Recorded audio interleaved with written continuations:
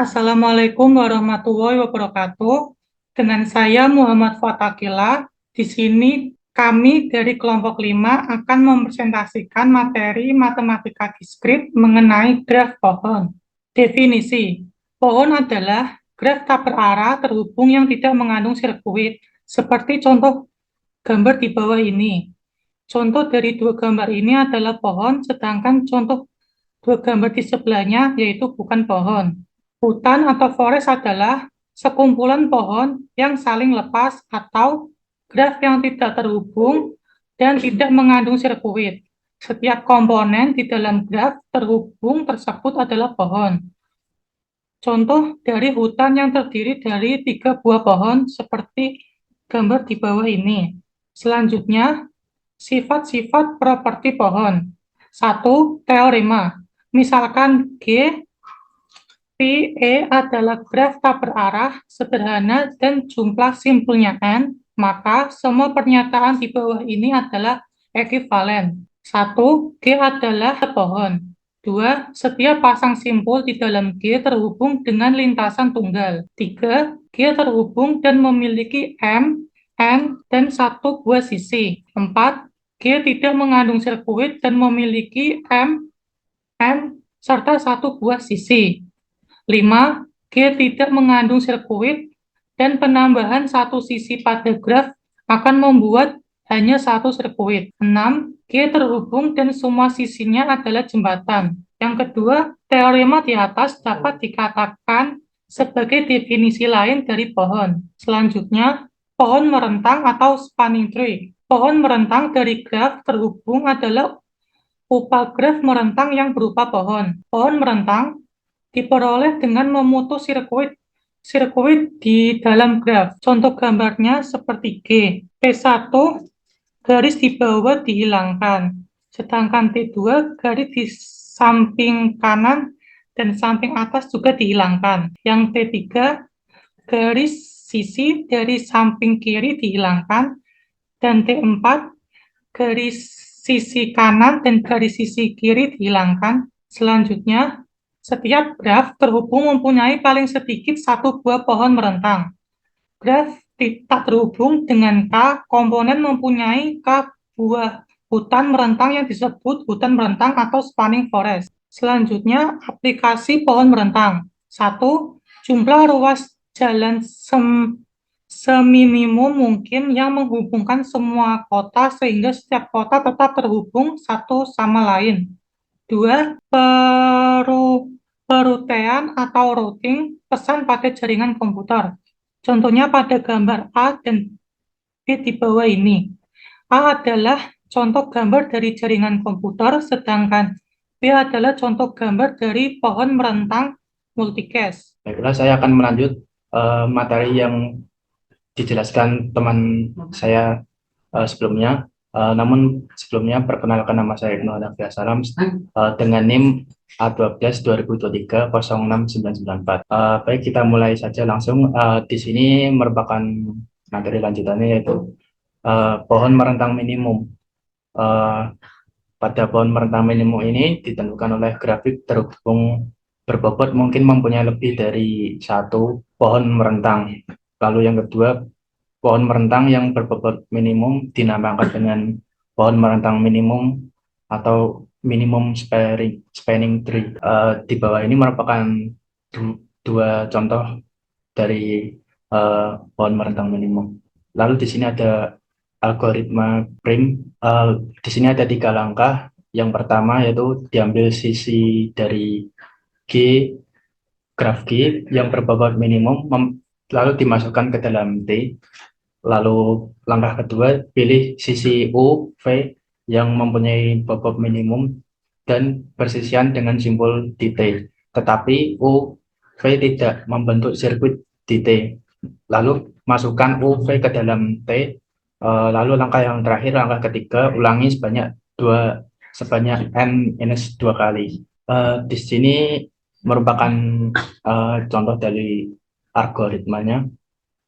Prosedur prime di input G, graf output T. T sama dengan pohon, membentuk pohon merentang minimum T dan dari graf terhubung dari bobot G. Masukkan graf berbobot terhubung G kurung buka VE dengan V sama dengan N. Keluarkan pohon rentang minimum T VE. Kemudian ini merupakan deklarasinya. Di sini ada algoritmanya. Nah, lalu di sini juga ada merupakan salah satu contohnya. Lalu di sini ada langkah sisi bobot rentang. Ini merupakan langkah-langkahnya. Di sini ada 5. Pertama, 1, kedua, ini 10 nilainya. Kemudian ditarik sini 25. Terus ini langkah yang ketiga. Kemudian yang keempat dan 5 ini merupakan hasil akhirnya. Lalu pohon merentang minimum yang dihasilkan eh, dari bobotnya merupakan dari 10 ditambah 25 ditambah 15 ditambah 20 ditambah 35 hasilnya 105. Pohon merentang yang dihasilkan tidak selalu unik meskipun bobotnya tetap sama. Ini terjadi jika ada beberapa sisi yang akan dipilih berbobot sama. Materi selanjutnya akan saya sampaikan. Sebelum itu, perkenalkan nama saya Dwiki Demendra dari kelompok 5. Oke, di sini terdapat contoh graf dari materi yang telah disampaikan oleh teman saya sebelumnya. Terdapat tiga buah pohon tiga buah pohon rentang minimumnya. Di sini bentuknya walaupun berbeda-beda, tapi bobotnya itu tetap sama, yaitu 36. Kemudian ada cara lain juga, yaitu menggunakan algoritma Kruskal, yang dimana langkah pertama itu adalah menginisialisasi sisi-sisi dari graf yang sudah diurut naik berdasarkan bobotnya dari bobot kecil ke bobot besar. Kemudian langkah selanjutnya mengisi pohon yang masih kosong dengan diawali dengan memilih sisi UV dengan bobot minimum yang tidak membentuk sirkuit di T. Tambahkan UV ke dalam T. Dan langkah kedua itu diulangi sebanyak N-1 kali. Kemudian di sini ada algoritmanya, yaitu jumlah sisi T kurang dari N-1 yang nanti akan membentuk siklus di T seperti contoh di bawah ini. Kemudian di sini ada contohnya, ininya dibuat tabel mulai dari yang terkecil hingga terbesar. Untuk langkah-langkahnya kurang lebih dimulai dari menginisialisasi dulu, mulai dari simbol-simbolnya, mulai dari simbol 1 hingga simbol 6. Kemudian dicari simpul yang bobotnya terkecil atau minimum, dimulai dari bobot 10 yang dimulai dari simpul atau titik 1 ke titik 2. Kemudian dilanjutkan dengan bobot 15 atau titik 3 ke titik 6. Kemudian dimulai lagi di bobot 20 yang dimulai dari titik 4 ke 6 dan seterusnya hingga titik ke atau simbol ke 6. Dan didapatkan hasil pohon merentang minimumnya itu adalah 105 untuk bobotnya. Kemudian di sini ada pohon berakar atau root tree. Pohon berakar atau root tree adalah pohon yang satu buah simpulnya diperlakukan sebagai akar dan sisi-sisinya diberi arah sehingga menjadi graf berarah yang dinamakan pohon berakar atau root tree. Di sini terdapat contohnya yaitu pohon berakar yang dimana A sebagai akar memberikan arah ke simpul-simpul yang lainnya. Kemudian sebagai perjanjian, arah-arah ini tuh dihapus untuk menyederhanakan tampilan simpulan. Assalamualaikum warahmatullahi wabarakatuh. Perkenalkan, saya Syanaldi Lariksa, NIM A12 2023 07003. Saya akan melanjutkan materi yang tadi disampaikan teman saya, pohon berakar atau rooted tree. Di gambar kiri ini ada gambar pohon biasa yang belum berakar, dan di kanannya ini dijadikan akar dan dipecah menjadi beberapa daun. Pohon dan dua buah pohon berakar yang dihasilkan dari pemilihan dua simbol berbeda sebagai akar. Terminologi pada pohon berakar. Terminologinya dibagi menjadi dua, yaitu child atau children dan orang tua atau parent. Nah, di sini ada A sebagai parent dan B, C, D sebagai children. Dua lintasan atau path. Lintasan dari A ke C adalah A, B, E, C. Panjang lintasan dari A ke C adalah 3. A, B, E, J. 3. Saudara kandung, sibling. F adalah saudara kandung E, tetapi bukan saudara kandung E karena orang tua mereka berbeda. F saudara kandung E karena orang tuanya B atau parentnya, dan G bukan saudara kandungnya karena orang tuanya beda, yaitu D. Upah pohon atau subtree. Ini dari orang tuanya B, children E dan F. 5. Derajat atau degree. Derajat sebuah simbol adalah jumlah upah pohon atau jumlah anak pada simbol tersebut.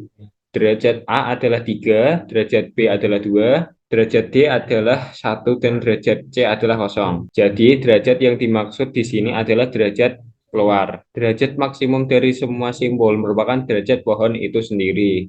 Pohon di atas berderajat 3. Daun atau leaf. Simbol yang berderajat 0 atau tidak mempunyai anak disebut daun. Simbol HIJFCl, HIJFCl adalah daun. Simbol dalam internal. Simbol yang mempunyai anak disebut simbol dalam. Simbol BD, EGK, EG dan K adalah simbol dalam. BD, EG dan K. Aras atau level atau tingkat. Pertama, parent mempunyai level 0 atau di bawah 1, B, C, D mempunyai level 1, E, F, G berada di level 3, H, I, J, dan K berada di level 3, dan L, M berada di level 4. 9. Tinggi atau height atau kedalaman di aras maksimum dari suatu pohon disebut tinggi atau kedalaman pohon tersebut. Pohon di atas mempunyai 4 tinggi. 0, 1, 2, 3, 4. Saya Rafli Jibrian Farel, saya melanjutkan materi yang dijelaskan oleh teman saya sebelumnya. Nah, di sini adalah pohon terurut. Pohon berakar yang urutannya anak-anak penting disebut pohon terurut. Nah, pohon A dan pohon B itu adalah dua pohon terurut yang berbeda. Kenapa? Karena yang A itu memiliki anak dari 1, 2, 3, dan 4. Dan yang B adalah 1, 3, 4, dan 2. Nah, pohon NRI. Pohon berakar yang setiap simbol cabangnya mempunyai paling banyak N buah anak disebut NRI. Nah, ini adalah pohon parsing dari kalimat a tall boy with a red hat. Pohon NRI dikatakan teratur atau penuh jika setiap simbol cabangnya mempunyai tepat N anak. Pohon biner adalah pohon NRI dengan N sama dengan 2. Pohon yang paling penting karena banyak aplikasinya. Setiap simbol di dalam pohon biner mempunyai paling banyak 2 buah anak. Dibedakan antara anak kiri left child dan anak kanan right child. Karena ada perbedaan urutan anak, maka pohon biner adalah pohon terurut. Nah, di dua gambar ini adalah pohon biner yang berbeda. Kenapa? Karena yang di sebelah kiri adalah pohon biner arah left child dan sebelah kanan arah right child. Karena B gede arah kiri yang disebut left dan B gede yang kanan disebut right. Nah, ini adalah contoh gambar pohon condong ke kiri alias left dan pohon condong ke kanan alias right. Nah, ini adalah pohon biner penuh. Kenapa? Karena setiap condongnya itu full, mempunyai 2 anak. Ini adalah pohon biner yang seimbang. Pada beberapa aplikasi diinginkan tinggi upah pohon kiri dan tinggi upah pohon kanan yang seimbang, yaitu berbeda maksimal 1. Nah, gambar T1 dan T2 adalah pohon seimbang, sedangkan T3 bukan pohon seimbang. T1 dan T2 berbeda karena memiliki maksimal 1, yaitu bisa disebut seimbang. Dan yang T3 tidak seimbang karena berbeda banyak. Assalamualaikum warahmatullahi wabarakatuh. Perkenalkan, nama saya Arsen Rabbani, NIM A12 2023 06991. Dan pada pertemuan kali ini saya akan melanjutkan presentasi dari teman saya. Pada materi ini kita akan membahas tentang terapan pohon biner. Yang pertama, pohon ekspresi. Pohon ekspresi ini bisa kita gambarkan daun sebagai operan dan simbol dalam sebagai operator. Jadi misalkan pohon ekspresi dari A plus B kali C bagi D plus E bisa kita simpulkan A plus B, maka ini A plus B di dalam kurung, kemudian dikali simpul sebagai daun ya. Jadi ini dikali C bagi D plus E ya. Kira-kira seperti ini. Kemudian yang kedua ada pohon keputusan. Pohon keputusan ini biasa untuk dipakai untuk mengambil keputusan, nah, terutama biasa dipakai dalam sebuah program. Contohnya gambar pohon keputusan untuk mengurutkan 3 buah elemen. Misalkan A banding B dibandingkan, jika A lebih besar dari B, maka ke kiri, dan jika B lebih besar dari A, maka ke kanan. Contohnya, A lebih besar dari B, maka A banding C. A lebih besar dari C, maka B banding C. Dan B lebih besar dari C, maka keputusannya adalah A lebih besar dari B, lebih besar dari C. Dan begitu pun seterusnya. Kita A banding B, B lebih besar dari A, kemudian B banding C, C lebih besar dari B. Ini keputusannya C lebih besar dari B, lebih besar dari A. Yang ketiga ada kode awalan. Kode awalan ini bisa dilihat gambar pohon binat dari kode prefix 000, 001, 01, 10, dan 11. Ini bisa dilihat 000. Ini ada nolnya 3, ini ada 000, dan 001, 01, dan 1011. Jadi urut ya dari atas. Keempat ada kode Huffman. Kode Huffman ini biasa dicari untuk menemukan rangkaian bit dalam string dalam kode ASCII. Misalkan rangkaian bit untuk string ABA, CCDA, ada kode ASCII seperti ini, sangat panjang, atau 7 kali 8 sama dengan 56 byte. Dan ini bisa disederhanakan menjadi tabel kekerapan frekuensi dan kode Huffman untuk string ABA, CCDA. Misalkan simbolnya A, B, C, D, kerapan A3, B1, C2, D1. Ini A muncul sebanyak 3 kali, B muncul sebanyak 1 kali, C muncul sebanyak 2 kali, dan D muncul sebanyak 1 kali. Peluangnya masing-masing adalah 3/7, 1/7, 2/7, dan 1/7. Dan kode Huffman setiap simbol A 0, dan B 110, C 10, C 10, dan D 111. Dengan kode Huffman tersebut, rangkaian bit yang bisa kita buat dari string ABA CCTA adalah 0, 1100, 10, 101, 111, 0, dan ya A mewakili 01, dan B mewakili 110, dan begitu seterusnya. Oleh karena itu kita hanya 13 bit saja, jadi lebih disederhanakan. Yang kelima ada pohon pencarian biner, yaitu pohon kunci T1 lebih besar dari kunci R. Jika lebih kecil pasti ke kiri, dan T2 lebih besar pasti ke kanan. Ya, terima kasih untuk presentasi kali ini. Apabila ada kesalahan, mohon maaf dari kami, dan terima kasih. Wassalamualaikum warahmatullahi wabarakatuh.